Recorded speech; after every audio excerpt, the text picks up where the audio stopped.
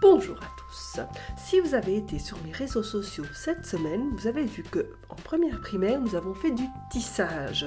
Alors du tissage avec un canevas rectangulaire. Aujourd'hui, j'avais envie de vous montrer comment faire du tissage avec un canevas rond. Alors, j'ai utilisé un morceau de carton que j'ai découpé en rond. J'y ai fait des encoches. Donc d'abord à l'heure et demie, puis au quart d'heure, et puis chaque fois divisé en deux chaque partie pour faire toute une série d'encoches. Alors, je vais maintenant passer le fil à travers les encoches pour faire le canevas de mon tissage.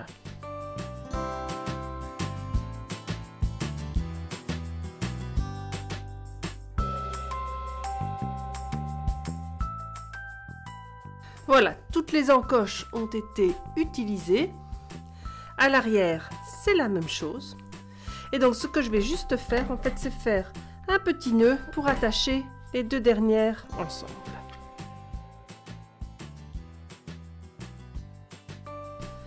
Le canevas de tissage est prêt. Alors, j'ai choisi des laines d'un diamètre assez important pour que ça aille un peu plus vite. Vous pouvez utiliser, bien entendu, toutes les laines que vous avez à la maison. Ici, j'en avais des multicolores et donc nous allons commencer le tissage. C'est comme le tissage traditionnel, un en dessous, un au-dessus, en veillant bien d'alterner à toutes les lignes. Alors, étant donné que c'est un tissage à rond, vous allez voir qu'une ligne sur deux, vous allez devoir tricher et passer deux fils en dessous ou deux fils au-dessus pour équilibrer votre tissage. C'est pas grave, ça ne se verra pas à la fin.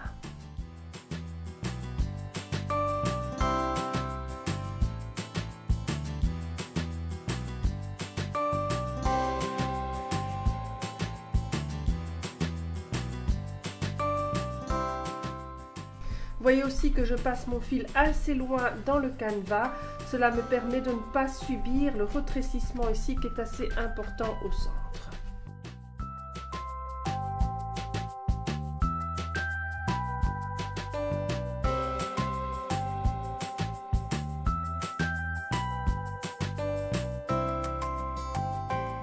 Si vous voulez faire plus joli, vous pouvez aussi décider de faire chacun des rayons de votre canevas en couleurs différentes. Ça peut être aussi très sympathique. Je vais prendre maintenant ma deuxième couleur. Je recommence comme dans un canevas traditionnel au même endroit.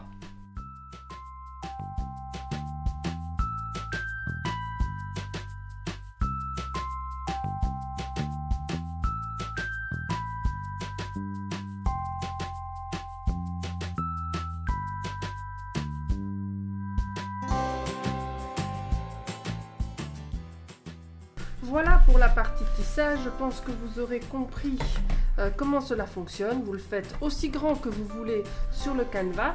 Maintenant, je vais vous montrer comment finir le tissage.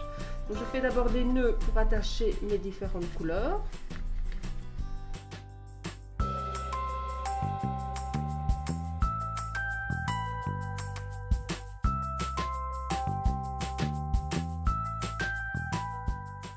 Après ça, je vais venir couper chacun des fils à l'arrière.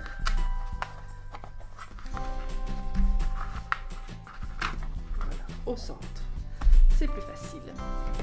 Ils sont maintenant libérés. Et je vais aller les prendre deux à deux, comme ceci, et aller faire un nœud pour fixer le canevas.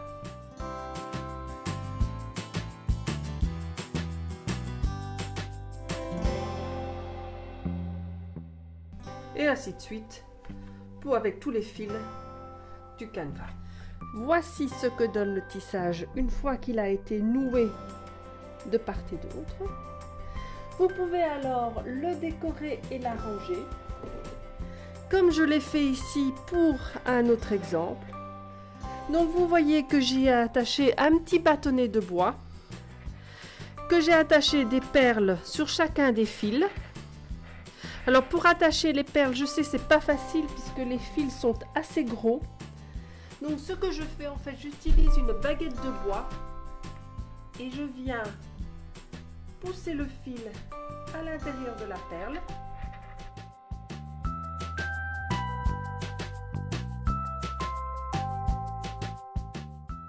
Et puis je viens faire 3-4 nœuds. Le premier pas trop serré et les suivants un peu plus.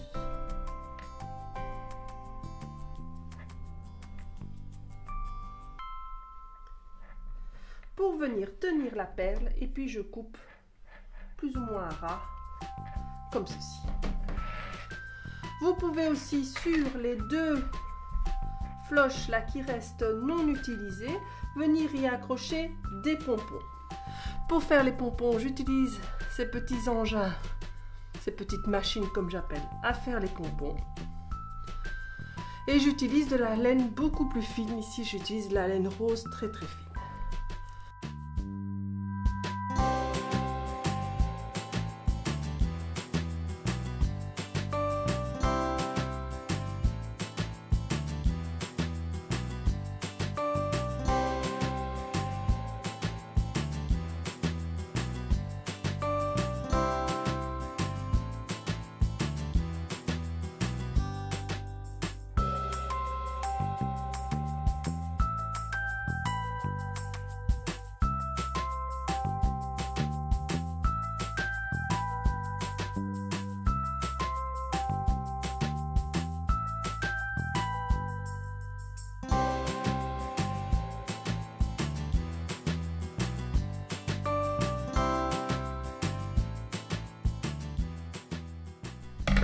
Et voilà, j'ai mon premier pompon.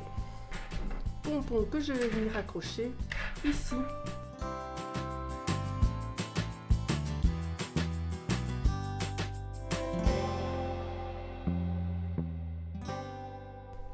Voilà, comme ceci. Vous pouvez faire le même pompon de l'autre côté. Voilà, j'espère que vous avez aimé cette vidéo, que vous referez ce tissage avec vos enfants. Les possibilités sont infinies. N'hésitez pas à liker, à partager, à vous abonner à ma chaîne ou à me suivre sur mes réseaux sociaux pour plus de créativité. À tout bientôt. Merci.